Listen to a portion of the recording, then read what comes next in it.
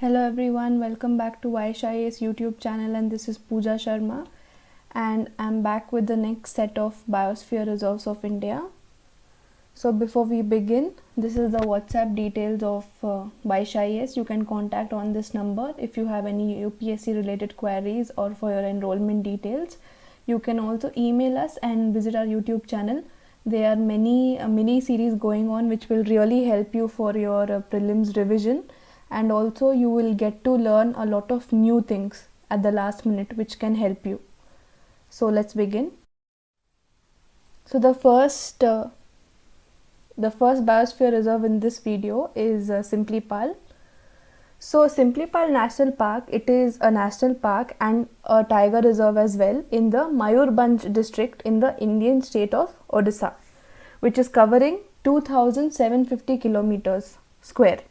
So as you can see in the picture, it is over here in the Mayurbhanj district, and this was part of the Mayurbhanj Elephant Reserve, which included 3 protected areas, that is that Simplipal Tiger Reserve, then we had the Hadgar Wildlife Sanctuary with the area of 191.06 kilometers square, and we had the Kuldiha Wildlife Sanctuaries, which had an area of 272.75 kilometers square.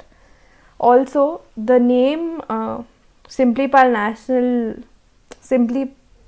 National Park, it is derived from the abundance of the red silk cotton which is found in this region, and it grows in abundance over here. So the park is a home to Bengal tiger, Asian elephant, as you can see in the picture over here. Then we have Gaur and Chow Singha. So this protected area, it is part of the UNESCO World Network of Biosphere Reserves since the year 2009. And this national park, Simplipal National Park, it covers an area of 2750 kilometers square, out of which 1194.75 kilometers square, it forms the core area. So core area is that region where human entrance is strictly prohibited. It will be only for the animals. So the average mean elevation is 900 meters, that is 3000 feet, and it has peaks of Keriburu at 1178 meters, and we have Megaseni at 1158 meters. Then we also see Beripani Falls, which is 217 meter high, and then we have the Joranda Falls, which is 181 meters high. You can see over here, this is the Beripani Falls and this is the Joranda Falls. So the history of this national park is that this Simplipal Elephant Reserve, it originated mainly for the purpose of hunting ground for the royalty, and it was formally designated a tiger reserve in the year 1956 and under Project Tiger in May 1973, and the Mugger crocodile scheme, it was started in 1979 at Ramatirtha, which is in Jashipur. So this is, I think, the Mugger breeding scheme. So the government of Odisha, they declared Simplipal as a wildlife sanctuary in 1979 with an area of 2200 square kilometers, and later in 1980 the state government, they proposed 303 square kilometers of the sanctuary as a national park. So further again in 1986, what happened is the area of the national park was increased to 845.70 square kilometers, and the government of India, they declared Simplipal as a biosphere reserve in 1994, and also the UNESCO, it added this national park to the list of biosphere reserves in 2019 May. So there are 10,000 people living in 61 villages in the forests, and this is the reason why it is yet to be declared as a full-fledged park, despite it having the status of one of the 18 biospheres of India. This is the main reason why it can't be declared, because these people are not ready to relocate. So relocation of core villages. So in December 2013, there were 32 families from the Khadia tribe which are belonging to 2 hamlets, which is of the Upper Barkhamuda and Bahagar. So they were relocated outside the tiger reserve because there was this man and animal conflict which was going on, and as per the guidelines which are set by the National Tiger Conservation Authority. So the village of Jamunaghar, it was relocated in September 2015, and following the relocation they have seen an increase in the number of tiger sightings. So there are two villages, that is the Kabadgai and Bakwa. So they are still present in the core area of Simplipal. So the forest department, then wildlife NGOs and the local administration, they have initiated talks with these villages for their relocation. But the tribals, they have alleged that these relocations to be forced and wish to, they think that this is happening so that they can claim their rights under the Forest Rights Act. So then we have the geography and the climate. So the park is in Mayurbhanj district, as I said earlier, in the Indian state of Odisha, same point. And Simplipal Elephant Reserve is an ecosystem with complete forest vegetation, mainly the sal trees and the fauna which is adjoining the Ho and Santal tribal settlements. So this is the Santal tribal settlements, as you can see over here. And the high hills, they surround the Meghasani Tunki Buri, the highest peak in the park. So this Tunki Buru waterfalls is very famous, and at an altitude of 1165 meters, which is this Meghasani, this is Meghasani ka height, and then followed by Khairi Buru at above 1000 meters elevation. So there are at least 12 rivers which cut across the plain area, and the prominent among them are Buddha Balanga, then we have Palpala Bandhan, then we have Karki river and Dio. So this sprawling forest, it has mainly two prominent waterfalls which we read in the first slide, that is the Joranda or Jaroda, 181 meters, and then we have the Barhe Pani or Barhai waterfalls, which is 217 meters. So the summers over here, they are hot with a temperature which goes up to 45 degrees Celsius, whereas the winter months can be as low as 14 degrees Celsius, and the rainfall over here, it ranges from moderate to heavy. So Simplipal, it comes under a high cerebral malaria prone zone. What happens is, in cerebral malaria, the sequestrated red blood cells, it can breach the blood brain barrier, possibly leading to coma. So what happens is, in this condition, the red blood cells which carry blood, to the brain, they can block the passage of these red blood cells, and that can lead up to coma. So this cerebral malaria, if it is not detected on time, it can cause death within 15 days of infection. So the initial symptoms of this cerebral malaria is that it is often mistaken as those of acute jaundice, and there have been many recorded cases of deaths due to this condition after the visits to Simplipal. So therefore it is very important that the tourists, they have to be aware of the threats which is posed by this disease, and before planning to visit Simplipal, one needs to take precaution. So in 2021, what happened was, large fires, they broke out in the national park, Simplipal National Park, and they continued to burn for over 2 weeks before they were brought under control. So we can't imagine continuous fire going on for 2 weeks. When it goes on only for 2 hours, so much damage happens. So you can imagine the amount of damage that it would have caused in the span of 2 weeks. So in 2021, the Simplipal forest fires, they resulted in widespread environmental damage, and also it caused an exodus of fauna from the park into nearby human habitation. So that is what happens, right? When there's a fire in any place, be it human being, be it animal, in fear, in panic, they start running around here and there. So what happened is, because of this fire, many animals, they started moving towards the human habitations.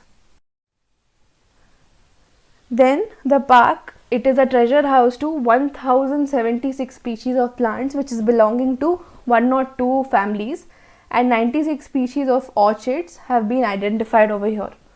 So it lies in the eastern highlands moist deciduous forest ecoregion with the tropical moist broadleaf forest and also the tropical moist deciduous forest.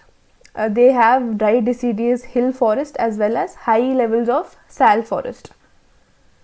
So the grasslands and the savannas, they provide grazing grounds for all the herbivore animals, because in these regions you will see the presence of more herbivore animals, and also hiding places to the carnivores.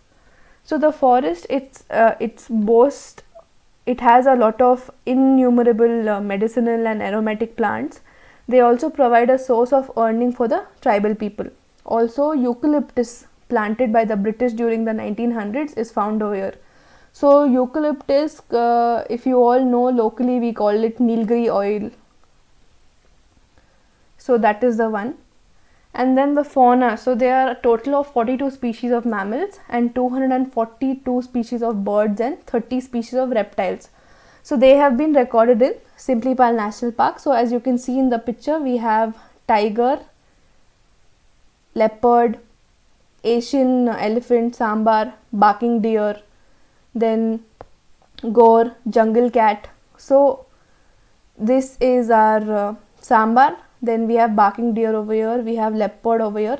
The reason I didn't include tiger and Asian elephant is because we have already seen it in the first slide. Then we have this jungle cat over here.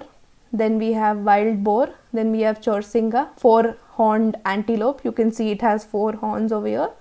Then we have the giant squirrel and the common langur. And the bird species which are found over here are 231.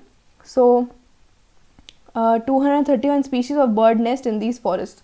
So we have red jungle fowl, hill myna, then we have Alexandrine parakeet, which is over here. Then we have crested serpent eagle, and these are the commonly found birds. And then the grey hornbill, the peated Indian peated hornbill, and then the Malabar and the Indian pied hornbill is the same. And then we have the Indian Trojan, which is over here.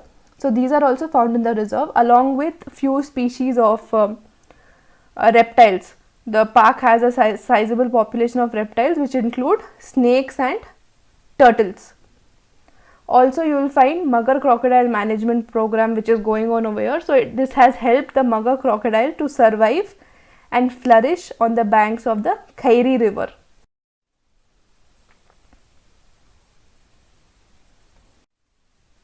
Then we have the Dihang and Dibang Biosphere Reserve.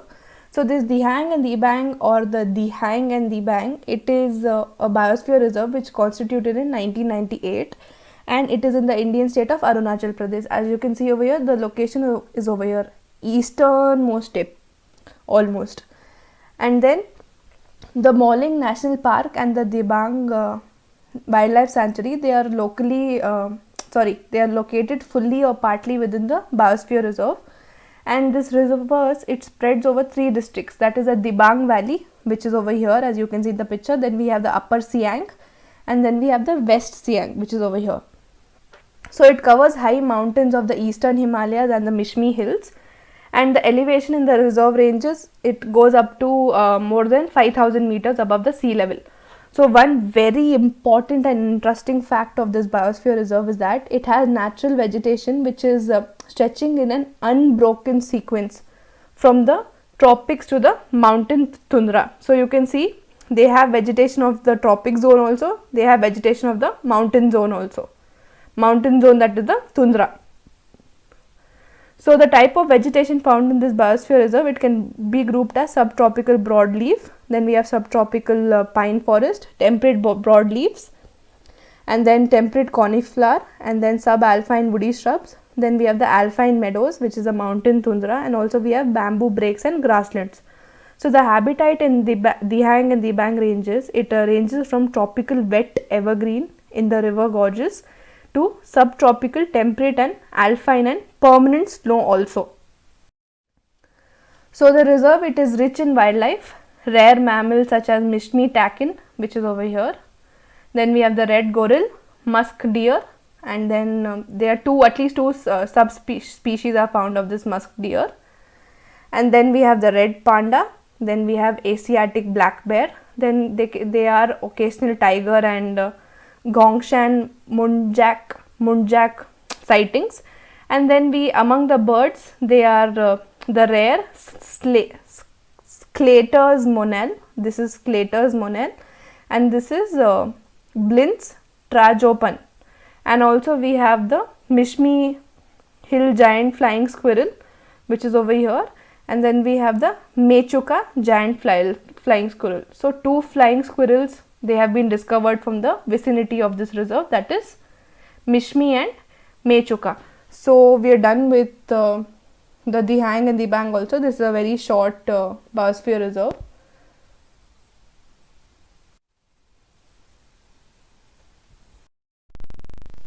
So these two biosphere reserves, they were very easy and very small. I'll be back with a few more biosphere reserves in the next video. So until then, make sure that you like, share, comment and subscribe to our Vaish IAS YouTube channel. And also once you do that, please make sure that you leave a feedback also in the comment section, so that it will encourage us and motivate us, so that we can provide you with more detailed videos which will help you from prelims perspective. So all these videos and mini series which are going on, they are very helpful for your last minute prelims preparation. So make sure you watch all of them, and as and when you're watching, make sure that you like and comment. Just drop a comment. It will take only like 5 to 10 seconds. So again, these are the WhatsApp details over here. You can contact on this number, and then you can even email us and visit our YouTube channel. So I'll be back soon with the next biosphere reserves. All the best and thank you.